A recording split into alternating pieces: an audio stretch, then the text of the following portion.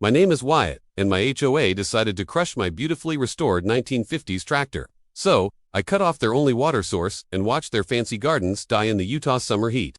Here's how it went down. I'm 47, a retired irrigation specialist, living on a 3-acre homestead my family has owned since the 40s. A few years back, a luxury development called Oasis Springs popped up on the ridge above me. Now, out here in the high desert, water is life, and my land has the only high-yield artesian well for miles.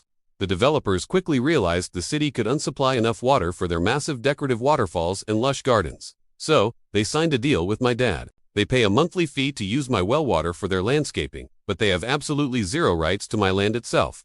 Everything was fine until a new HOA president took over.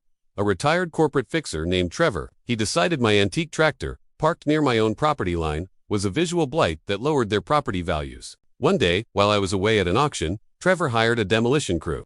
They drove a front-end loader onto my land and crushed my fully restored John Deere Model B into a pile of scrap metal. I came home to find a $500 removal invoice stuck on my gate. I didn't lose my cool. I didn't call the police, not yet anyway. I went straight to my well house. See, the water lease had a very specific clause. Any trespass or damage to my property by the HOA constituted a material breach, allowing me to immediately terminate their water supply. I sent Trevor a simple email: lease terminated for material breach. Check your driveway. Then, I turned the main valve, padlocked the pump house, and finally called the sheriff to report the destruction of my property. Day 1, the neighborhood's big waterfall went silent. By afternoon, it was 98 degrees.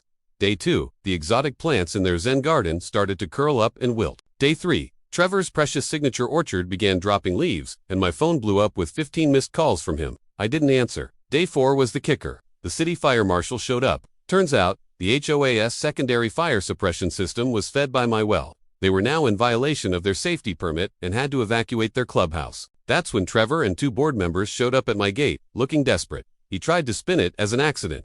I just showed him my security footage of him directing the entire demolition.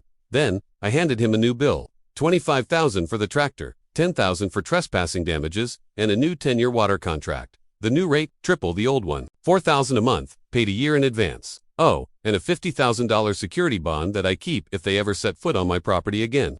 The board forced Trevor to resign that same afternoon. They wired me $85,000 by sunset. The water went back on, but only after the money was in my account. My new tractor has a climate-controlled cab, and believe me, whenever I drive it past the property line now, all the neighbors give a very, very careful wave. Have you ever dealt with a power-tripping HOA? Let me know your story in the comments below. We read them all. Thanks for watching.